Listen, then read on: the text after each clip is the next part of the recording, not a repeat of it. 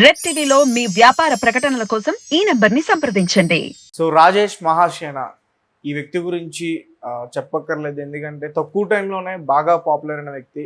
రీసెంట్గా టీడీపీ నుంచి కూడా తనకి ఎమ్మెల్యే టికెట్ ఇచ్చారు, దాని తర్వాత మళ్ళీ క్యాన్సిల్ చేస్తారని కూడా కొన్ని వార్తలు అయితే వెళ్ళలోకి వచ్చాయి.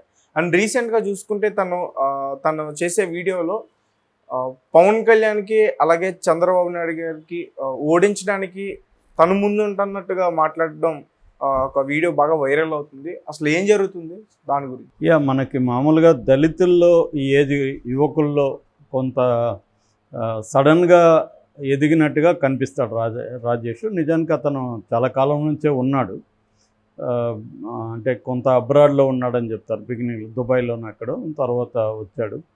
సో ఏదేమైనా ఆ రాజకీయంలో యాంబిషన్స్ ఉన్నాయి. ఆ యాంబిషన్కి తగినట్టుగా ముందు ఏం చేశాడంటే సోషల్ మీడియాలో పాపులర్ అవుదామని ట్రై చేశాడు. సోషల్ మీడియాలో యూట్యూబ్ ఛానల్లో ఓపెన్ చేశాడు. మహాసేన పేరుతో ఒక సంస్థని, ప్రైవేట్గా ఒక సంస్థను పెట్టి దాని తరపున కొంతమంది దళిత యువకులను పోగేయడం, కొంత ఆర్గనైజ్ చేయడం, కొంత యూట్యూబ్ ఛానల్లో వాటిలో రకరకాల ఇష్యూల మీద వీడియోలు పెట్టడం, అవి వైరల్ అవ్వడం, అలాగా పాపులర్ అయ్యాడు. సో దాని తర్వాత వైసీపీలో జాయిన్ అయ్యాడు, తర్వాత జనసేనకి వెళ్ళాడు, మళ్ళీ అక్కడి నుంచి తెలుగుదేశంకి వచ్చాడు. సో ఈ క్రమంలో ఏమైందంటే తెలుగుదేశంలో అతనికి కొంత గుర్తింపు వచ్చింది. చంద్రబాబు కూడా అతని గుర్తింపును చూసి, అది ఎస్సీ నియోజకవర్గం రిజర్వ్డ్ కాబట్టి, పి గంగవరం, అంబేద్కర్ కోనసీమ జిల్లా. సో దాంట్లో ఇతనికి సీట్ ఇద్దామని డిసైడ్ అయ్యాడు. అనౌన్స్ కూడా చేశాడు. అయితే అనౌన్స్ చేసినప్పుడు అతనికి తీవ్రమైన వ్యతిరేకత వచ్చింది. దానికి ప్రధాన కారణం ఏంటంటే, ఒకటి, గతంలో అతను కొంత మామూలుగానే బండబూతులు తిట్టి వీడియోలు పెట్టడం అలవాటు, బూతులే చెప్పేస్తుంటాడు. అది వాళ్ళ అనుచరులకి ఆనందంగా బాగానే ఉండొచ్చు, కానీ వేరే వాళ్ళని తిట్టినప్పుడు వేరే వాళ్ళు అంత ఈజీగా మర్చిపోరు. ఎప్పుడైనా కూడా వ్యక్తిగతంగా టార్గెట్ చేసి బూతులు తిడితే హర్టింగ్ అనేది వేరే రకంగా ఉంటుంది. ముఖ్యంగా తల్లి లేకపోతే చెల్లి వీళ్ళని ఇన్వాల్వ్ చేస్తున్న బూతులు, మనకు మామూలుగానే బూతులు ఎక్కువ భాగం స్త్రీలని అవమానించే విధంగానే బూతులు ఉంటాయి. సో నేను కూడా వీడియోలు చూసా. మామూలుగానే అతను అలవాకుగా మాట్లాడుతుంటాడు. అంటే మన ప్రైవేట్ దీంట్లో అందరూ మాట్లాడతారు, చాలామంది ప్రైవేట్ దీంట్లో మాట్లాడతారు. ప్రైవేట్ దీంట్లో మాట్లాడడం వేరు, పబ్లిక్గా ఒక విషయాన్ని చెప్పదలుచుకున్నప్పుడు నువ్వు బూతులతో చెప్పడం వల్ల నీ విషయానికి కూడా ఇంపార్టెన్స్ పోతుంది. సో అది తను అక్కడ బ్యాలెన్స్ కోల్పోయినాడని అనిపిస్తుంది. అదర్వైజ్ అతను విమర్శల్లో ఏమి తప్పులేదు. ఇప్పుడు దేవుళ్ళని విమర్శించడం తప్పులేదు, అతను ఒక్కడే కాదు అందరూ చేస్తున్నారు దేవుళ్ళని. ఆ విమర్శించే తీరులో ప్రాబ్లం ఉంది, అక్కడ ఇబ్బందులు ఉన్నాయి. సో మనకి యాక్చువల్గా ఇలాగ దళితుల నుంచి నాయకుడిగా ఎదిగిన కత్తి మహేష్ని కూడా చూసాం. కత్తి మహేష్ కూడా అతనికి ఎందుకు అంత విమర్శలు వచ్చాయంటే, అంటే ఒక సమూహం అట్టవుతుందని తెలిసినా కూడా దానికి సంబంధించిన దేవుళ్ళని తిట్టడం. నీ ఉద్దేశం ఏమిటి? రాముడు అనే వ్యక్తి మనిషి అని చెప్పదలుచుకున్నావు, ఆ విషయాన్ని నువ్వు కన్విన్సింగ్గా చెప్పగలగాలి. అంతేగాని రాముడిని తిట్టడం లేకపోతే రామాయణాన్ని ఎగతాళి చేయడం ద్వారా నీ గోల్ ఏంటి అనేది ఇంపార్టెంట్. నీ గోల్ ఏంటి? ఏమన్నా మార్చదలుచుకున్నావా, లేకపోతే ప్రిడామినెంట్గా ఉండే కుల భావజాలాన్ని వ్యతిరేకించదలుచుకున్నావా? సో వ్యతిరేకించదలుచుకున్నప్పుడు కన్విన్సింగ్గా ఉండాలి. అది అంబేద్కర్ లాంటి వాళ్ళు ఆ బ్యాలెన్స్ ఉంటుంది కాబట్టి వాళ్ళు బ్రహ్మాండంగా అక్కడ చేయగలిగారు, ఇన్ఫ్లుయెన్స్ చేయగలిగారు. ఇదేంటంటే వీళ్ళు టెంపరీగా పాపులారిటీ వస్తుంది తప్ప దీనివల్ల టార్గెట్గా ఎవరిని అనుకుంటున్నామో వాళ్ళల్లో మార్పు రాకపోగా ఎక్కువ మంది మెజారిటీ ఉన్న వ్యక్తులు హర్ట్ అవ్వడం అనేది జరుగుతుంది. సో ఆ ఒక బ్యాలెన్స్ కోల్పోయినట్టుగా అనిపిస్తుంది. కత్తి మహేష్ కూడా చాలా విషయాల్లో నేను చూసినప్పుడు అతను చాలా మేధావి, అనేక విషయాల్లో క్లారిటీ ఉంది. కానీ ఈ హిందూ గాడ్స్కి వచ్చేసరికి అతను రెచ్చిపోయి మాట్లాడడం, హర్ట్ అవుతారని తెలిసే అది చాలామందిలో చూశాను నేను ఈ మీడియాలో. ఎందుకంటే వీళ్ళకి పాపులారిటీ కావాలన్న ఒక దూల ఉంటుంది. ఆ పాపులారిటీ త్వరగా రావాలంటే మనం ఎవరినో ఒకరిని హర్ట్ చేస్తే త్వరగా వస్తాం, హర్ట్ చేయకుండా బ్యాలెన్స్డ్గా మాట్లాడతారు. ఇతని పాపులారిటీ కారణం కూడా అదే. రాజేష్ కంటే కూడా చాలామంది దళిత యువకులు, దళిత జాతి కోసం పనిచేస్తున్న వాళ్ళు ఉన్నారు. వాళ్ళు ఎందుకు పాపులర్ కాలేదంటే వాళ్ళు బ్యాలెన్స్గా మాట్లాడతారు కాబట్టి వాళ్ళు పాపులర్ కావాలి. సో నెగిటివ్ వేలో పాపులర్ కావడం ఇవాళ ఈజీ, పాజిటివ్ వేలో పాపులర్ కావడానికి టైం పడుతుంది. సో ఆ ఓపిక లేని వాళ్ళు ఏం చేస్తారంటే షార్ట్ కట్ అయినా నెగిటివ్ మెథడ్ ఎంచుకుంటారు. వాళ్ళకి తెలియదా మనం ఏం మాట్లాడితే ఎవరు హర్ట్ అవుతున్నారని. ఇప్పుడు నేను గతంలో కూడా చెప్పిన బైరి నరేష్ లాంటి వాళ్ళు ఎందుకు అలా ఎగతాళి చేస్తారు? ఇప్పుడు ఒక పెద్ద సమూహం అయ్యప్ప స్వామిని పూజిస్తుంది. సో నువ్వు అయ్యప్ప స్వామిని పూజించే వాళ్ళు మూఢనమ్మకాల్లో ఉన్నారు అని నువ్వు నమ్మితే ఆ మూఢనమ్మకాలను తొలగించే దానికోసం వాళ్ళ మనసుల్ని జయించి చేయగలగాలి. అది టైం పడుతుంది.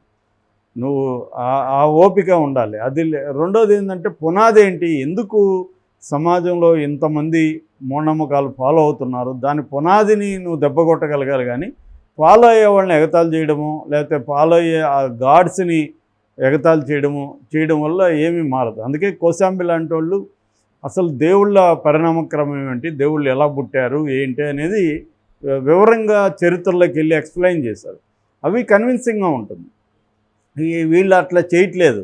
కత్తి మహేష్ కావచ్చు, ఇప్పుడు ఇతను మహారాసేన రాజేష్ కావచ్చు, వీళ్ళు ఏంటంటే బూతులు మాట్లాడడం, మెజారిటీ నమ్మకాల్ని ఎగతాళి చేయడం, వాళ్ళని హర్ట్ అయ్యే విధంగా మాట్లాడడం, సో వాళ్ళ దేవుళ్ళని భయంకరంగా ఎగతాళి చేయడం, ఇవి జరుగుతూ ఉంది. రంగనాయకంతో కూడా ఇదే ప్రాబ్లం. ఆమె భారతం మీద రాసిన బుక్ చదివితే అప్పటి గాడ్స్ని అప్పటిదంతా కూడా ఎగతాళి చేస్తూ కిండల్ చేస్తూ మాట్లాడుతుంది. మనకి ఎప్పుడైనా ఫాంటసీ ఎగతాళి చేస్తే ఏది మిగలదు. ఫాంటసీ అంటేనే అనేక విషయాల్ని మనం రియాలిటీని మిక్స్ చేస్తాం. అందుకనే ఇప్పుడు కోశాంబి ఏమంటే ఇప్పుడు ఏనుగు తల నిజమే, మనిషి తల ఏనుగు తల నిజమే, మనిషి బాడీ నిజమే.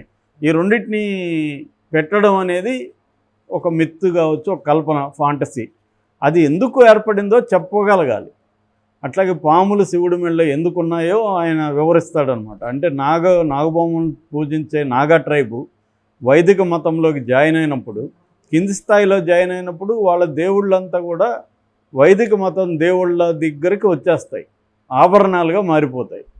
అట్లాంటి విషయాన్ని ఆయన ఎక్స్ప్లెయిన్ చేస్తాడనమాట కోశాంబి అనే చరిత్రకారుడు. అట్లా చాలామంది చరిత్రకారులు ఈ మూఢనమ్మకాలు కావచ్చు, లేకపోతే దేవుడి పరిణామం కావచ్చు, ఎలా వచ్చిందో వివరిస్తారు వాళ్ళు.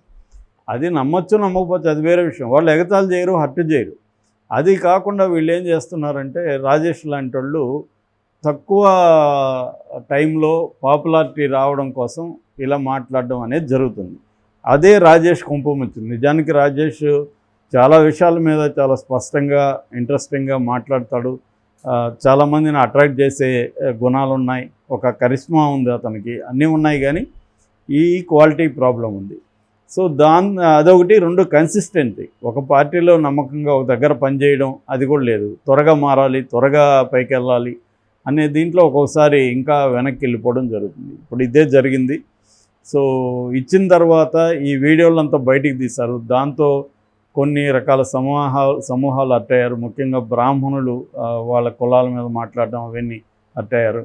అట్లాగే అగ్ర కులాల్లో పెళ్లి చేసుకొస్తే నేను నీకు డబ్బులు ఇస్తానని మాట్లాడడం, ఇవన్నీ అంటే కాంటెక్స్ట్ని బట్టి కూడా ఉంటాయి. అవుట్ ఆఫ్ కాంటెక్స్ట్ వీడియోలు బయటకు వచ్చినప్పుడు కూడా ఇవన్నీ బయటకు వచ్చాయి. రెండోది ఏంటంటే వైసీపీ సోషల్ మీడియా కూడా అవుట్ ఆఫ్ కాంటెక్స్ట్ అక్కడ ముందు వెనక కట్ చేసి వీడియోలు పెట్టడం, దాని తర్వాతన్నా ఇతను సమర్థించుకునేటప్పుడు కూడా దాన్ని ఒక పద్ధతిలో కాకుండా మళ్ళీ బూతులు తిట్టి మళ్ళీ దాన్ని సమర్థించుకోవడం, అది ఎవరికి కన్విన్సింగ్ కనిపించలేదు. దాంతో పెద్ద దెబ్బే తగిలింది. యాక్చువల్గా నిజానికి తనకి ఒక బ్రహ్మాండమైన ఛాన్స్ మిస్ అయినట్టుగా మనకి అర్థమవుతుంది.